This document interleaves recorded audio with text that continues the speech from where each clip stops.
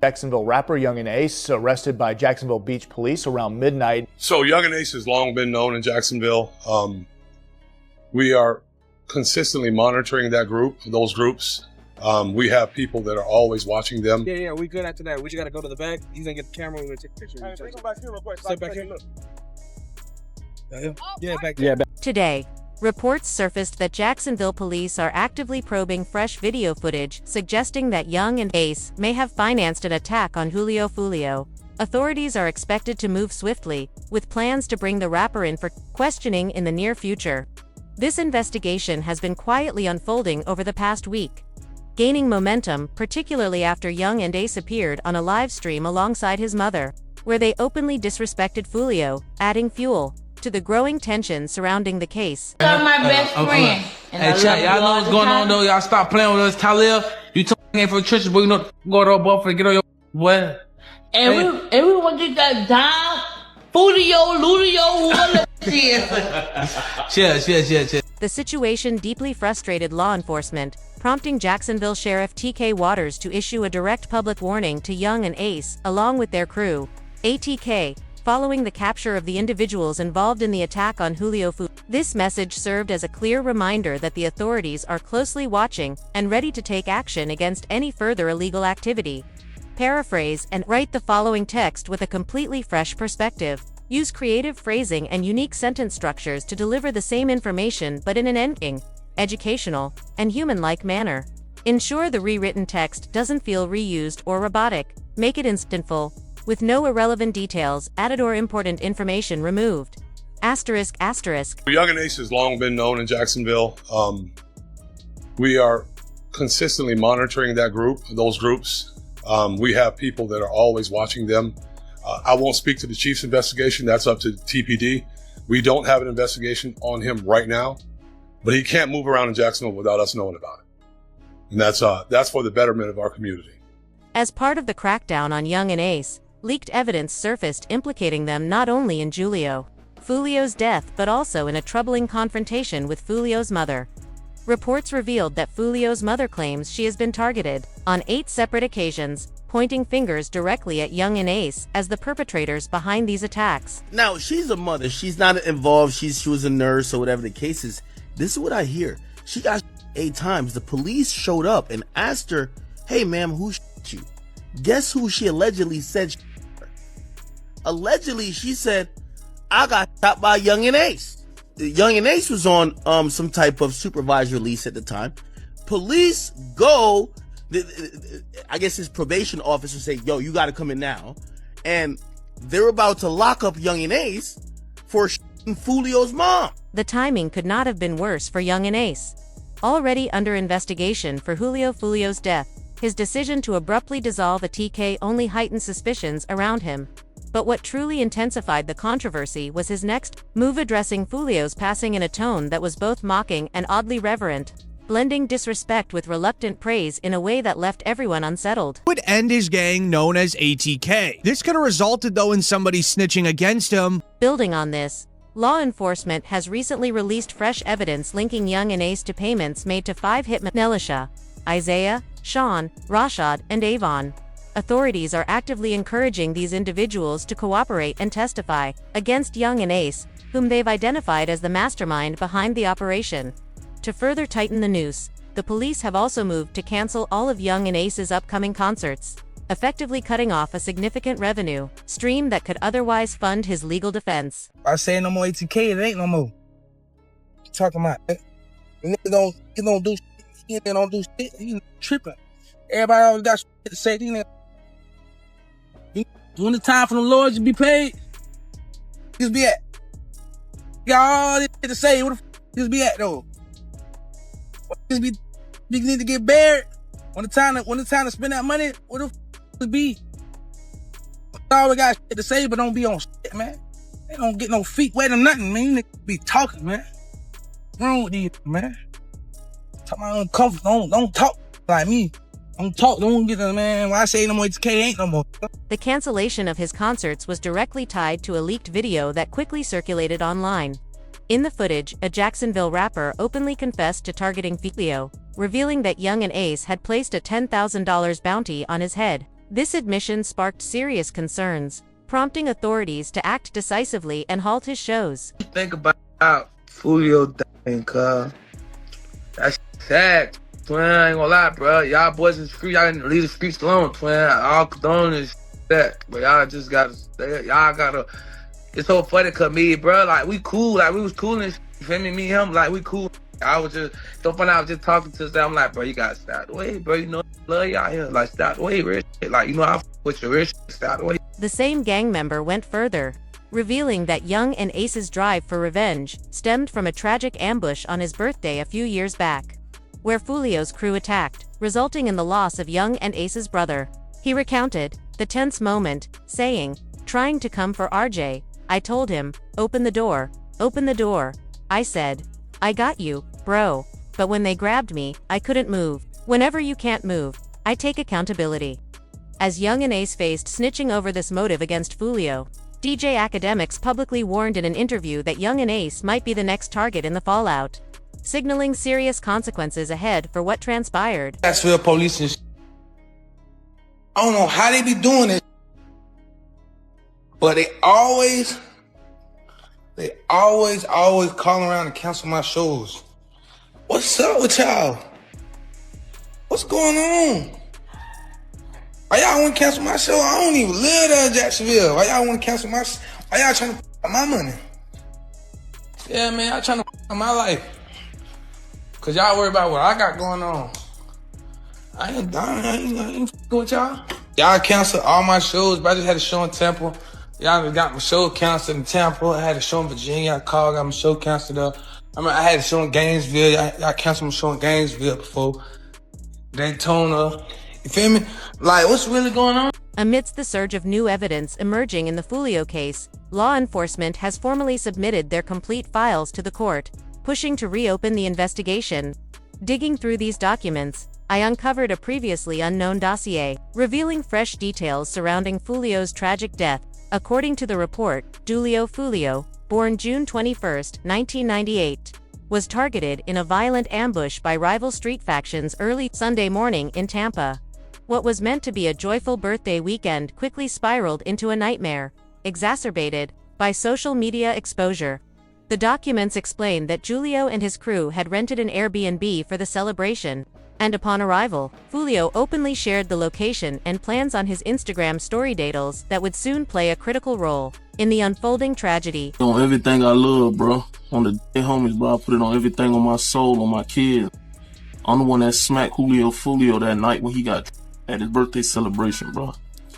You feel me? I ain't gonna show my face and give my identity away or nothing like that, but you know, I did that, you feel me? It was money on his head, you feel me? I rock with Ace and them boys, you feel me? ATK, you feel me? I be in Jacksonville heavy, you feel me? If you know, you know. But yeah, you feel me? I did that, you feel me? I handled that, cause, you know, Ace had that money on his head, you know, Ace had them put that 10K up. Told me to slide, cause you know, he got tired of that nigga running his mouth playing all the time, you feel me? So what had to be done, you feel what I'm saying? So I just handled it, you feel me? It was what it is, bro. The celebration at the Airbnb lasted barely 2 hours, during which Julio live-streamed glimpses of the party's atmosphere. Authorities uncovered evidence of alcohol being consumed and multiple women mingling with Julio throughout the night. However, this would mark the beginning of a series of critical missteps for Foolio. He flooded Instagram with stories that not only flaunted his activities but also unknowingly broadcasted vulnerabilities to his rivals' ops, including admissions that he wouldn't be fully prepared if they confronted him. Seizing the opportunity, his adversaries convened on an iMessage group chat, exchanging and analyzing every post Foolio shared. This real-time intel gave them a tactical advantage. Roughly an hour later, police showed up at the Airbnb and notified the landlord, who promptly evicted Foolio and his entourage from the Florida residence. Undeterred, Julio took to Instagram once again, this time posting a flyer advertising a nearby club, inviting everyone to pull up while prominently revealing the venue's exact location. It seemed he was attempting to set a record for the most location reveals to his foes in a single weekend. Upon arriving at the club, Julio continued the pattern of publicizing his whereabouts, uploading another Instagram story pinpointing where he was seated and announcing his intention to head to the upstairs lounge. These bold social media moves would ultimately prove dangerously reckless, exposing him repeatedly to those tracking his every step. Whack 100 recently spoke about you and he says, "You're next." Why would you say that, bro? Why would you wish that for me? Well, I don't know if he was wishing that. I think he's just thinking about, like, you know, in terms of, you know, people want to get the target, like the high profile target. And if Foolio is out the way, now they're like, well, the only way to make another thing is you. Why wish that on me, bro? Man, bro, I've been living my whole life. I'm letting you get up on. I'm not letting nobody get up on me. So I don't. With his passing now, right? Does it mean that this whole situation is over? There's never no situation. Police documents revealed that one of the hitmen even shared a laughing emoji in the iMessage group chat, signaling their confidence and coordination. This exchange gave them ample time to assemble in the parking lot, strategize, and carefully surveil Foolio's location. The date, the 23rd, held particular significance for Young and Ace, a detail that adds deeper context to the unfolding events. After leaving the club, Foolio and his crew gathered in the parking lot while his manager arranged accommodations. They eventually set their sights on a nearby Holiday Inn and began heading there. Upon arriving, the scene was eerily quiet until 4 vehicles loaded with rival gang members descended on the area. 2 cars pulled directly into the parking lot, while the other 2 remained outside. 4 men from the outer vehicles stealthily exited, slipped through bushes, and their mission was clear: locate Foolio, and carry out the planned attack. This act was unmistakably a retaliatory strike against Foolio, timed to coincide with the 23rd, the same number, deeply connected to Young and Ace. Earlier, Julio had released a diss track titled "When I See You," mocking Young and Ace for the loss of his brother, whose nickname was 23. In his lyrics, Julio rapped about being out to eat on his birthday when 4 in the car. 3 got hit, referencing the ambush where Young and Ace's brother tragically died. Young and Ace was the sole survivor that night. Fast forward to recent events, and Young and Ace exacted his revenge by orchestrating an almost identical attack against Foolio. The evidence pointing to Young and Ace became even more apparent after Foolio's death, when Young and Ace dropped "Do It," a diss track that openly mirrored Foolio's lyrics. 4 in the car, 1 them gone, 3 got hit. This chilling recreation of Foolio's own words left little doubt about the retaliatory nature of the crime. Adding fuel to the fire, Young and Ace's closest ally shared an old tweet from King Von reading, "Game over, we won, stupid," further amplifying the message of dominance. The back-and-forth disses on Instagram and the release of music videos turned out to be a key factor that helped police pinpoint the perpetrators.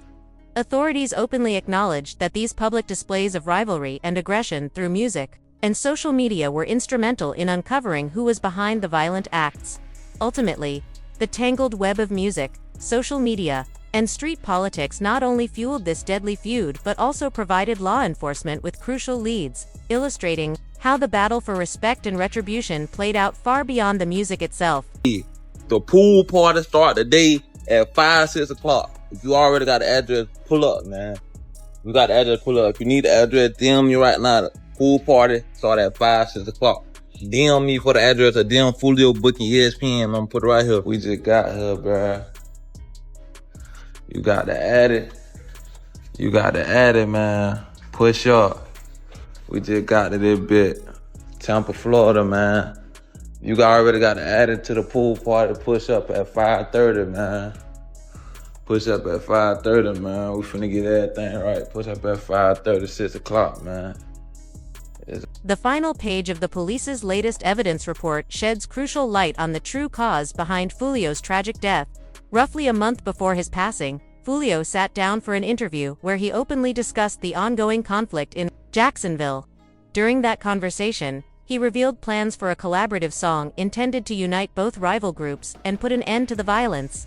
This attempt at peace, however, never came to fruition, and the failure of that effort played a significant role in the devastating chain of events that followed. That there was drinks involved, sharing many women alongside Foolio the entire night. But this was the first mistake of many for Foolio. According to federal investigators, Young and Ace's crew cleverly played a double game. feigning friendship with Foolio to lower his defenses. This strategy worked all too well, as Foolio openly shared his whereabouts on Instagram, posting nearly 40 stories on his birthday alone, making it easy for his enemies to track him down. But the saga didn't stop there. The investigation also revisited the death of Young and Ace's close friend, ATK Mitch. Back in April 2022, law enforcement pulled over Julio Foolio in his Dodge Durango, which was equipped with a legal window tint. The stop took an unexpected turn when a prosecutor appeared at the scene, conducting an unlawful search of Foolio's vehicle and compelling him to identify himself. Following this, Foolio was placed in a patrol car and questioned about ATK Mitch's death.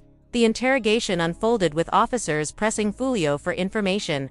As he struggled to process the gravity of the situation, "I didn't want to bring it up," one officer said. "I know this is hard."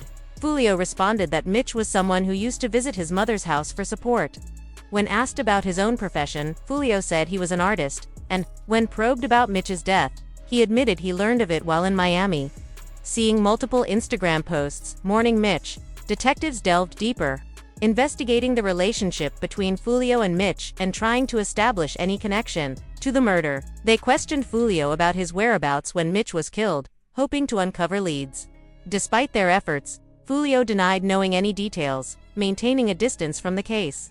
Officers appealed to him, urging cooperation, emphasizing the pain Mitch's mother must be feeling and the need for answers. But Foolio remained guarded, offering little beyond vague statements. Frustrated, the detectives shifted their focus, questioning Foolio about how his music might influence violence in the area. When asked if his lyrics or persona contributed to the tensions and crimes, Foolio denied any responsibility.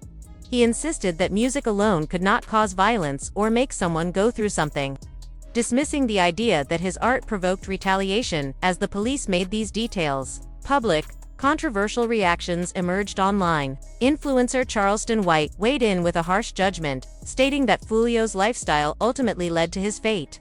"He worked hard to live this life," White said. "No one should feel sorry for someone who lived and talked like that." He went on to say, "Foolio isn't in heaven. He had plenty of time to make amends, but he didn't." White's comments sparked debate, with some agreeing that Foolio's choices had consequences, while others questioned the morality of such harsh sentiments. The divide among fans and observers reflects the complexity of judging individuals entwined in street conflicts and the music industry. What are your thoughts? Do you believe Julio Foolio's fate was a tragic consequence of his lifestyle, or is it a cautionary tale of violence spiraling out of control? Drop your comments below, and if you're a fan of either rapper, don't forget to leave a like.